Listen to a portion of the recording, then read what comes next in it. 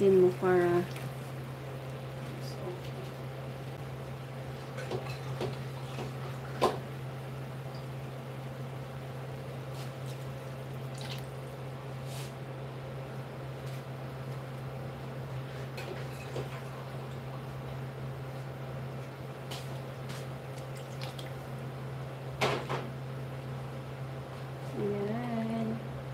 So, bago siya kumulo, dapat konting pepper kasi may bata. Manghang na rin kasi yung sardinas. Salt na lang. Konting salt. Maalat na rin yung sardinas actually. Konting betchin. Okay. Tsahan lang. So, pag kumulo siya, ilagay na natin yung ating miswa.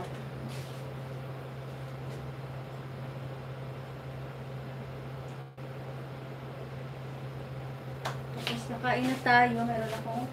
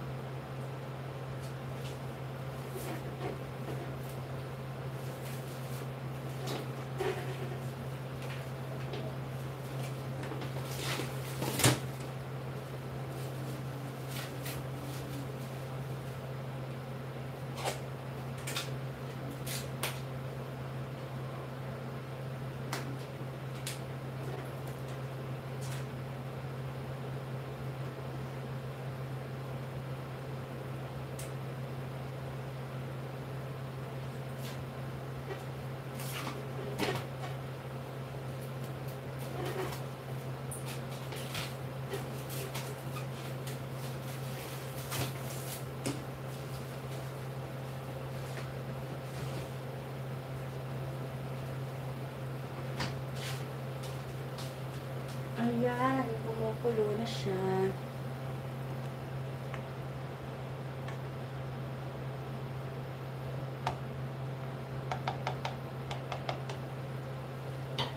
Saka na natin ilagay ito.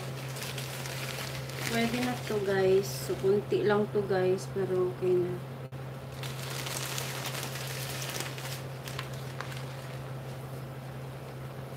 So, hindi ko na isasama tong food kasi baka madumi. Hindi naman madumi. Baka ano ba. Malapot na masyado pag isama ko. Ayan. Miswa.